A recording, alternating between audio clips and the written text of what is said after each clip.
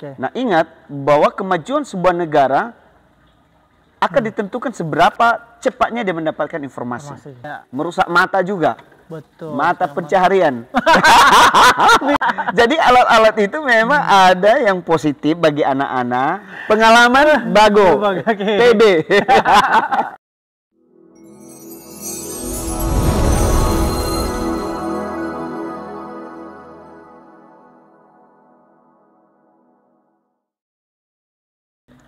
Oke, kembali lagi di Ngoja, ngobrol aja bersama saya Domes Wow. Dan kali ini kita akan membahas gadget dan anak-anak. Zaman sekarang ini, anak-anak tidak bisa dijauhkan dengan gadget. Dan obrolan ini tentunya akan kita mengajak narasumber yang sangat kompeten di bidangnya. Siapakah dia? Dia adalah Bapak Pengalaman Bago. Selamat datang di Ngoja, Pak. Terima kasih. Ya, senang bisa datang di Ngoja dan ngobrol-ngobrol tentang topik yang kita akan bahas, yaitu tentang anak-anak dan gadget. Mungkin ada penonton atau viewers kami yang mungkin belum kenal dengan Bapak. Kira-kira bisa nggak memperkenalkan Bapak? Iya. Ngoja itu ngopi aja atau ngobrol aja ya? Ngobrol aja. Ngobrol aja ya. Iya, tetapi selalu ada kopi karena ada kopinya ya. Karena ngopi aja. Okay. Jadi yang pasti kita ngobrol aja sekalian ngopi aja. Oke, thank you. Oke. Iya, baik. Terima kasih bisa kita diundang untuk bisa berbicara tentang anak-anak. Betul sekali. Dan kemudian gadget. Ya.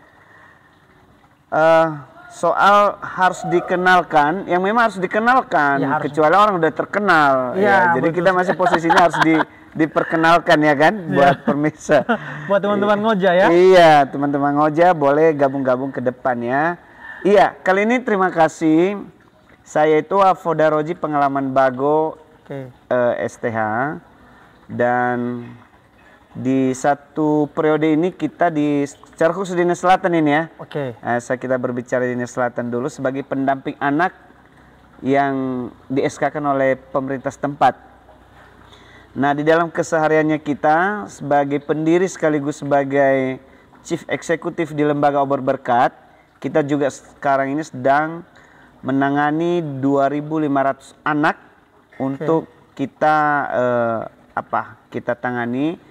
Dampingi ya. Kita dampingi mereka di 16 desa.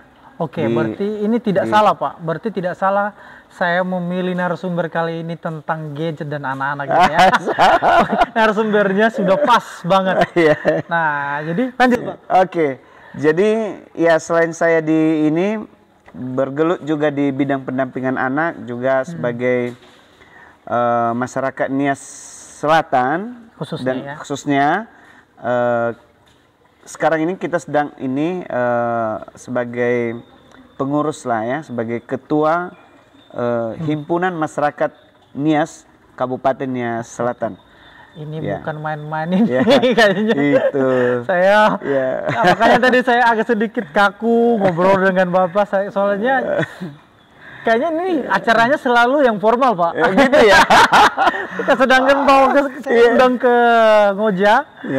Yang ada santai dan saya jadinya yang kaku. Ya, tapi mudah-mudahan di Ngoja kita bisa menyesuaikan lah ya. Baik. Ya, selain itu di pelayanan kita juga di Kabupaten Nias Selatan sebagai Ketua Badan Kerjasama Antar Gereja BKG Kabupaten Nias Selatan.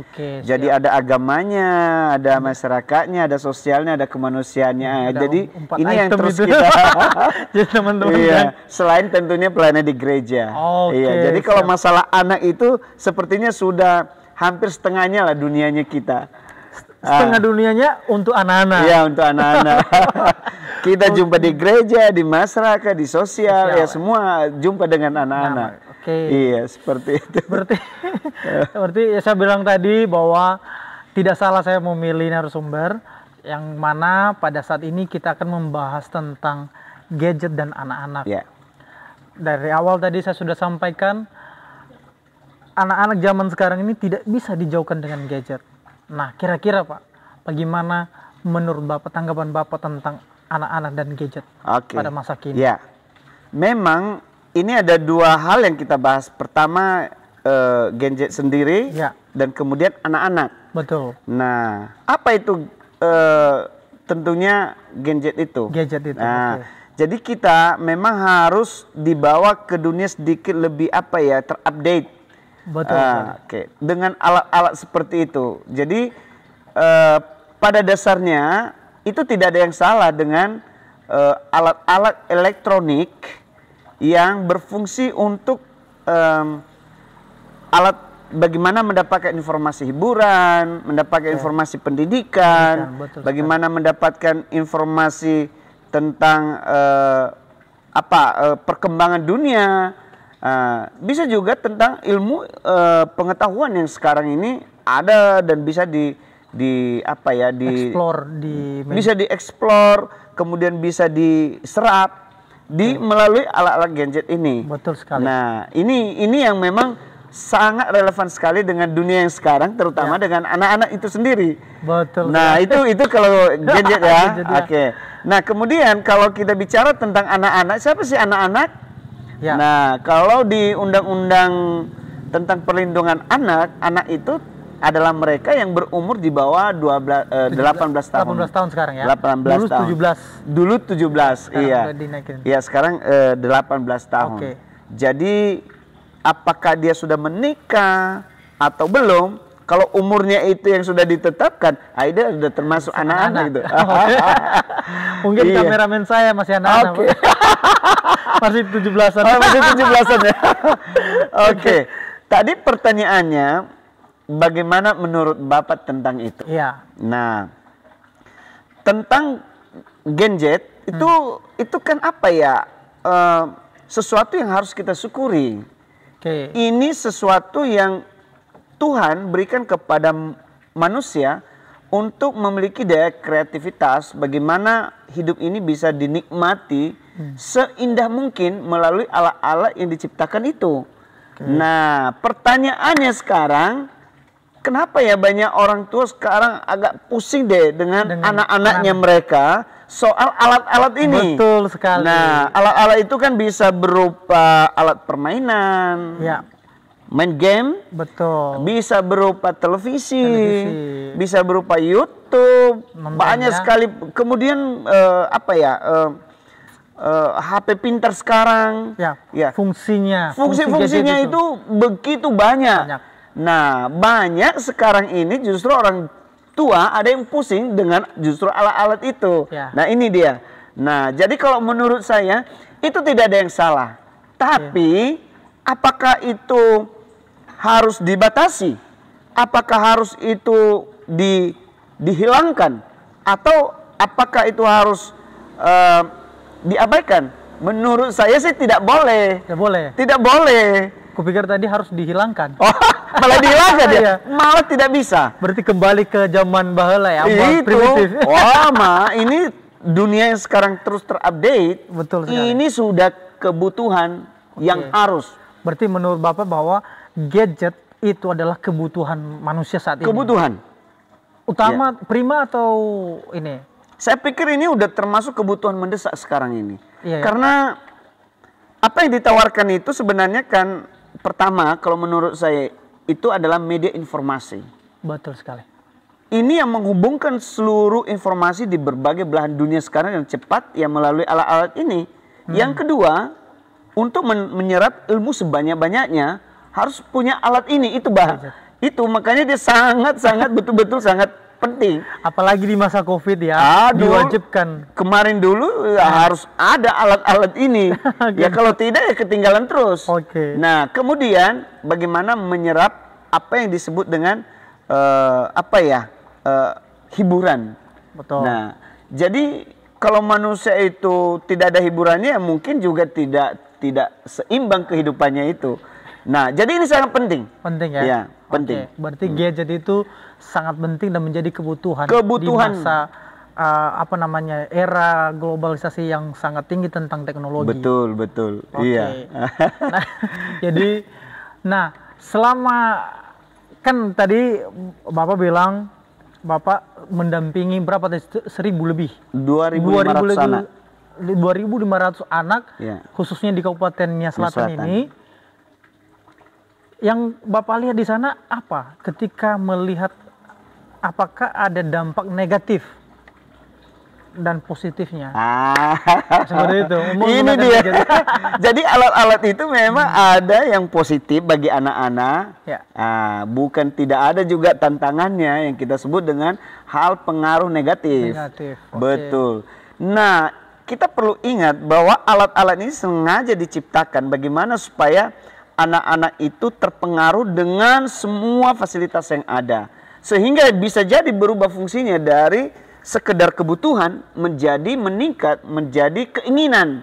Oke. Nah, kalau sudah di area keinginan ini seperti kecanduan. Ya. Nah, disitulah orang tua tadinya membuat mereka pusing.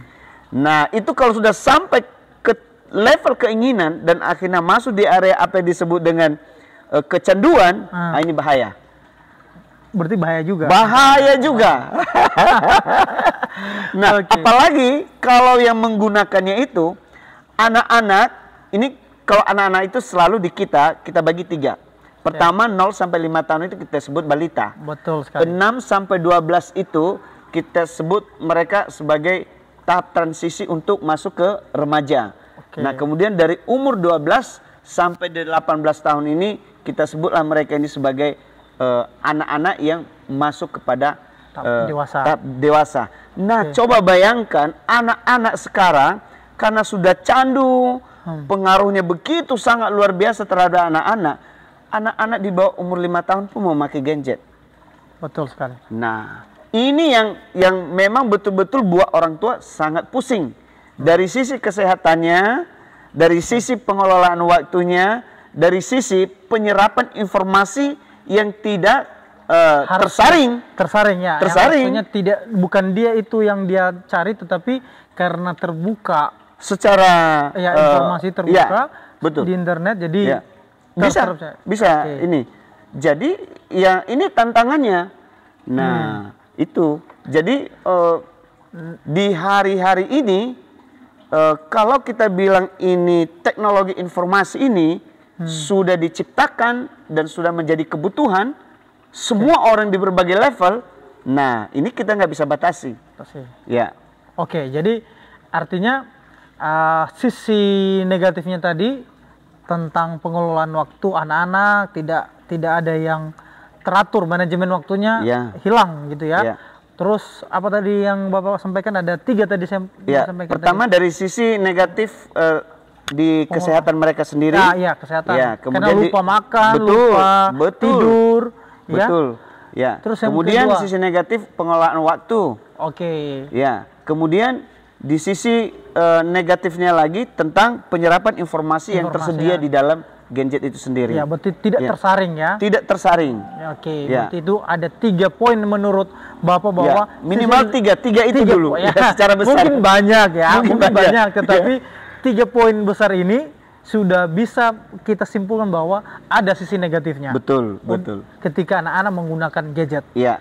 Nah, kalau positifnya gimana, Pak? Nah, kalau positifnya sudah pasti. Yang pertama, bagaimana dia bisa menyerap informasi lebih cepat. Nah, ingat bahwa kemajuan sebuah negara akan ditentukan seberapa cepatnya dia mendapatkan informasi. Nah, itu secara global ya, secara negara. Sebenarnya orang mau maju secara personality juga begitu. Dia dapat informasi, dia cepat dapat. Benar sekali. Nah, itu dari sisi informasi. Penyerapan informasi itu sangat butuh sekali dan harus punya alat-alat ini. Yang kedua, dari sisi penyerapan pengetahuan yang ada. Itu di gadget itu banyak sekali bahan-bahan pendidikan yang sangat positif untuk membangun baik secara personality kelompok maupun secara universal. Itu. Dan kemudian di sana disediakan hiburan. Ya, ketika suntuk. Ya, ada orang dengan buka HP itu dia ada sedikit bisa melupakan kelelahannya, masalahnya, dan macam-macam. Apalagi kalau nggak ada duit, buka HP agak sedikit lupa, Pak. Tapi kan tetap juga beli paket harus duit. Nah, Oke. itu tadi. Ya, salah satu itu yang saya bilang tadi, kalau sudah masuk di keinginan, nah untuk pengelolaan kebutuhan ini meningkat kepada keinginan, candu, Ya, ini udah beda. merusak mata juga. Betul. Mata pencaharian. Mikir tadi mata secara harafiah ternyata Oh, mata tidak, pencaharian. tidak. Itu. Oke. Iya. Nah, kan kita kembali ke topik yang awal bahwa ini kita membahas tentang anak-anak Iya. dan gadget. Yang mungkin tadi Bapak sudah sampaikan beberapa negatif dan positifnya. Iya. Dan saya merasa itu sudah mewakilkan. Iya. Dan kalau kita masuk kepada anak-anak, apa peran orang tua dalam hal ini supaya anaknya bisa tidak lupa waktu, lupa makan? Bagaimana cara orang tua mengatasi hal tersebut? Ada Iya. nggak saran buat orang tua di Oke. luar sana? Iya. Artinya bahwa memang kalau kita memiliki satu persepsi bahwa gadget itu adalah kebutuhan yang harus dan utama sekarang ini, Ya. maka artinya tidak boleh tidak. Oke. Harus kita gunakan. Gunakan. Nah, dan itu penggunaannya mulai dari anak-anak. Ya betul sekali. Nah, apakah kita harus hilangkan? Ya nggak boleh. Ya. Nah, itu kebutuhan. Apalagi biaya operasionalnya selain alat-alat perangkat itu kan mahal ya. Ya. Kemudian memang resikonya lagi ya pembelian apa ya? Paket ya, data. Ya. Ini sekarang kalau udah masuk ke tingkat candu, oh itu bisa Habis. membohongi orang tua. Ya. Pak beli buku, padahal beli Paket. paket. Kalau dulu kita kan beli pulsa, sekarang paket. Pakai udah pakai sekarang ya kan. Iya. Nah itu dia. Nah tapi menurut saya apa yang perlu kita kasih rekomendasi kepada orang tua yang sekarang ini punya anak-anak itu tidak bisa. Tapi yang harus kita lakukan adalah bagaimana kita mengaturnya. Oke. Nah mengatur soal pertama kita harus tahu ini kebutuhan atau keinginan. Ya. Nah ini akan berdampak kepada pengeluaran. Nah, ada anak-anak dia bilang, oh, ya saya mau pakai ini HP lebih mahal. Padahal kebutuhannya hanya untuk telepon doang. Betul. Nah, Atau mencari tugas. ya, atau mencari tugas kan yang penting bisa ini kan. Ya. Tapi kalau keinginan, karena ini kan alat-alat ini bukan sekedar kebutuhan lagi. Sudah masuk yang paling berbahaya itu kalau udah masuk ke level Kecanduan. gaya hidup. Gaya hidup. Oh, lifestyle. Gaya hidup Ya. kalau udah masuk di level apa ya lifestyle-nya, ya. oh ini resikonya itu cost-nya lebih tinggi lagi. Anak semua pakai iPhone 15, 18 juga. Anak SMP Iya. harusnya cukup satu HP. Ya. Nah, Untuk- tapi karena dia melihat temannya yang lain, waduh ini lebih baik. Nah ini lomba-lomba, Betul. ada yang pakai 2, ada yang pakai 3 jadi. Oke. Nah itu dari sisi itu. Jadi sebenarnya orang tua harus berani mengaturnya. Ini dia, mengaturnya itu tidak boleh kita abaikan, udahlah terserah anak-anak aja. Apalagi kalau anak-anak yang paling kecil lagi di bawah 12 tahun ke bawah, Iya. main HP, itu ada kesempatan mereka aja itu. Mau nangis kalau pas lagi rame-rame orang, Iya. pas orang tuanya lagi sibuk, itu kesempatannya juga itu. Menangis, menangis ya. Kalau nggak dikasih HP. Daripada malu-maluin di depan umum, di depan tamunya, udahlah, pakai aja. Terus Ya. gimana caranya, Pak? Nah itu, makanya memang orang tua harus berani mengatur. Saya bilang berani mengatur. Oke. Mengaturnya pertama, pastikan ini kebutuhan atau keinginan. Oke, itu yang pertama ya. Itu yang pertama. Jadi kalau itu keinginan, nah ini di-cut. Nah kemudian kalau itu memang kebutuhan, malah didukung.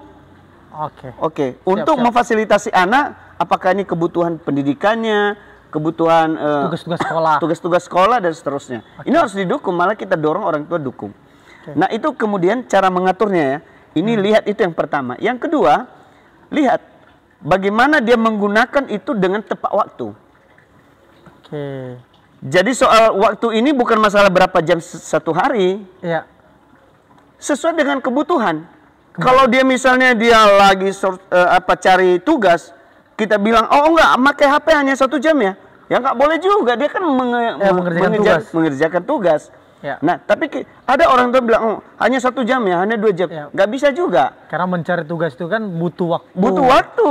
Oke. Oke. Jadi itu bisa jadi misalnya gini, apakah dia per hari atau misalnya ada sekolah sekarang kan setiap hari Sabtu nggak sekolah. Oke. Ya bisa jadi ini free, nggak pakai HP. Atau jam-jam tidur nggak boleh HP. Jam-jam siang ya, jam-jam 1. Ya jam mana yang memang dia butuh betul-betul lagi kerja. Okay. Lagi istirahat. Lagi apa olahraga. Okay. Lagi hiburan. Jadi itu dia, orang tua harus bisa seperti itu. Okay. Nah, seperti kita sampaikan tadi bahwa harus ada pendampingan dari orang tua ketika pakai gadget. Ya. Nah, kalau misalkan di kemudian hari anak ini ketemu dengan bapak yang memang on the spot ya, maksudnya dia lagi beribadah, tadi udah disinggung ya beribadah. Baiknya menegur anak-anak itu seperti apa ketika mereka sedang main gadget bukan di tempat yang tepat? Ya, semua itu sebenarnya tergantung persepsi ya. Ya. Karena apa yang orang tahu itu yang akan dilakukan. Ya. Makanya sebenarnya di sekolah, di gereja, apalagi di rumah harus diberitahukan gadget yang ada di tangannya itu apa, untuk apa, fungsinya untuk apa, harus jelas. Nah kalau ini tidak diberikan pengetahuan kepada anak-anak, makanya dia sembarangan pakai, di mana, di segala waktu, dan dia tidak bisa mengaturnya. Karena yang dia tahu ya ini hiburan ya, untuk happy fun aja, jadi ya suka-sukanya. Maka bagaimana caranya kita bisa untuk menghadapi, kalau mungkin lebih menurut saya, bagaimana anak-anak yang sudah kecanduan dengan alat-alat itu dan hampir tidak bisa terbendung. Nah, menurut saya ini tanggung jawab semua orang, terutama orang-orang dewasa terhadap anak-anak itu. Dan itu tidak boleh main paksa, nggak boleh, apalagi main kekerasan. Banyak orang tua saking stresnya mengatur anaknya lalu main fisik. Nah, itu sebabnya tadi kenapa saya tanya, Pak. Karena gini, kadang ada suatu acara, pernah saya di suatu acara, anaknya lagi pegang gadget, handphone, lagi main handphone, langsung dimarahin dan bahkan main tangan. Waduh. Nah, jadi kadang itu yang membuat anak semakin tidak respect lagi dengan keadaan. Ya, jadi kalau seandainya kita melihat bahwa anak-anak ini sudah terpapar secara di level yang lebih tinggi tadi, masalah keinginan sampai kecanduan, apa yang harus kita lakukan? Nah, kalau menurut saya ini memang perlu pengetahuan, maka itu harus diberitahukan satu-satu. Itu orang tua, guru-guru, bahkan gereja, semua stakeholder yang ada. Artinya yang mau saya katakan itu semua ini adalah tanggung jawab orang dewasa untuk memberitahukan itu kepada anak-anak. Tidak boleh dibiarkan. Nah, kalau ini yang selama ini kan dibiarkan, ini kan bukan anakku. Ya udahlah, biarkan aja lah mereka di situ, yang penting tenang. Nah, kalau sudah mengganggu baru dia main fisik. Nah, itu jangan sampai ada main fisik terhadap anak-anak. Apalagi sekarang dengan undang-undang perlindungan anak, ya nggak boleh dong. Saya juga pernah ditantang. Bagaimana ini anak sudah begitu sangat tidak terkendali, alias nakal ya. Jadi harus main fisik. Aduh, kalau nggak digitu Pak nggak bisa. Nggak bisa. Undang-undang kita yang ada di Indonesia nggak boleh. Nah, malah mereka bilang sama saya, Pak, Bapak kan pendeta. Bukannya kan di firman Tuhan ada anak-anak itu harus bisa dihajar. Iya. Tapi saya tanya sama mereka, pernah nggak Tuhan Yesus lagi ada di dunia menghajar orang, memukul orang, ada nggak? Yang paling berdosa kali lah, ada nggak? Tuhan Yesus pernah dia main fisik? Main fisik.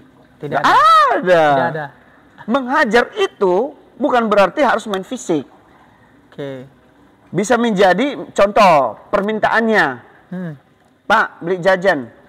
Oke, saya akan beli. Tapi boleh dong, nggak usah lagi main gadget terlalu lama ya. Boleh gimana? Jadi itu tergantung bagaimana teknik kita, cara kita untuk memodifikasi mereka kepada hal-hal yang jauh lebih berguna. Oke. Salah satu senjata paling ampuh sekarang, kalau saya mau boleh bilang, ini yang pada hilang kepada semua orang dewasa sekarang, bagaimana mereka menunjukkan kasih mereka terhadap anak-anak. Dan kalau mau anak-anak Anda yang sudah terlanjur seperti itu, kasihi mereka. Tidak ada senjata yang paling ampuh, kecuali kita mengasihi mereka, merangkul mereka, cerita kepada mereka, dampingi mereka, dengarkan mereka. Ini anak bisa berubah. Oke. Jadi enak ya, ngobrol tentang gadget dan anak-anak ini. Saya melihat Bapak juga berapi-api menyampaikan hal ini, dan saya rasa bahwa obrolan kita ini sangat bermanfaat buat kawan-kawan ngoja yang atau penonton ngoja yang di luar sana. Kira-kira Bapak bisa ngasih closing statementnya untuk anak-anak dan gadget ini? Ya, ini dua hal yang berbeda, anak dan gadget. Ini tidak bisa dibenturkan salah satunya. Ini harus beriringan. Maka kita harus bisa melakukan kedua-duanya untuk memaksimalkan fungsinya secara beriringan. Jadi ini bukan musuh, ya. Ini gadget ini membahayakan, tidak. Atau anak-anaknya yang makin parah. Bukan begitu. Tapi sebenarnya bagaimana kita mengaturnya sesuai dengan kebutuhan di setiap harinya. Saya percaya bahwa Tuhan sudah memberikan anak-anak sebagai harta kekayaan yang meneruskan generasi berikutnya, dan harus didampingi dengan cara-cara yang lebih efektif, efisien, dan tepat. Jadi itu closing statement. Iya. Harus dengan cara-cara yang efektif dan efisien. Iya, dan tepat. Efektif, efisien, tapi tidak tepat. Beda lagi ceritanya. Jadi harus itu ada tepatnya. Ada tepatnya. Pak. Baik. Jadi aku rasa obrolan kita ini sudah berakhir. Atau ada lagi yang ingin sampaikan tentang anak dan gadget ini, Pak? Kayaknya cukup ya. Karena nanti kalau kita habiskan besok kita nggak bakal. Nanti episode berikutnya udah nggak usah lagi kan? Ya, soalnya kan ngopinya nanti bisa nggak berkelanjutan nanti. Kemudian ngobrolnya juga nggak ada lagi temanya. Berarti kita berharap ke depan masih ada obrolan ini. Betul. Nah. Ya. Secara pribadi di Ngoja saya mengucapkan terima kasih bisa diundang di tempat ini, dan saya bangga ya. Saya melihat generasi yang muda ini harus bisa memiliki daya kreativitas lebih tinggi, lebih besar, dan lebih tepat. Selalu tepat. Selamat ya untuk Ngoja ya. Semoga berhasil. Tapi mungkin Bapak mau sampaikan untuk penonton Ngoja, dukung atau seperti itu, Pak? Iya, kami ada di sini. Satu hal, mencoba itu saya rasa tidak ada yang salah. Dan di dalam mencoba itu bukan berarti kalau bisa it's okay, kalau tidak bisa itu namanya pesimis. Tapi Ngoja sudah memulainya. Kita percaya bisa maju atau tidaknya tergantung kepada rekan-rekan, teman-teman, sahabat yang sedang mendengarkan ini untuk bisa didukung dengan subscribe, like, dan membagikannya kepada yang lain. Ya? Kalau perlu di komen. Iya, itu yang penting. Kalau bisa komennya yang ini ya, yang bagus-bagus ya. Tentunya kan pembahasan kita juga ini sangat positif ya. Jadi baik banget kalau ada yang mau bertanya di komentar tersebut. Oh iya. Iya, saya pikir kita bisa lebih openly kepada setiap pemirsa. Untuk kita bisa saling sharing ya, saling berbagi pengalaman. Kalaupun tentu kami kan bukan sesuatu yang tahu ya. Ya kita juga hanya saling terbatas lah. Tapi kita punya teman-teman yang lebih spesifikasi untuk ilmu anak-anak dan gadget ini kan bisa diskusikan. Betul sekali. Sesuai dengan nama bapaknya, pengalaman. Iya. Pengalaman Bago. PB. Oke, terima kasih, Pak. Oke, ya. Artinya kami sangat berterima kasih dan senang bisa ngobrol ngobrol santai, ngobrol aja tentang gadget dan anak-anak. Dan semoga Tuhan Yesus memberkati Bapak dalam setiap pekerjaan. Apalagi banyak sekali yang Bapak tangani saat-saat ini. Oke, terima kasih. Dan jangan lupa untuk subscribe, like, komen, serta share ke kawan-kawan. Sampai jumpa kembali di sesi berikutnya. Bye-bye. Bye, Ngoja. Ngoja.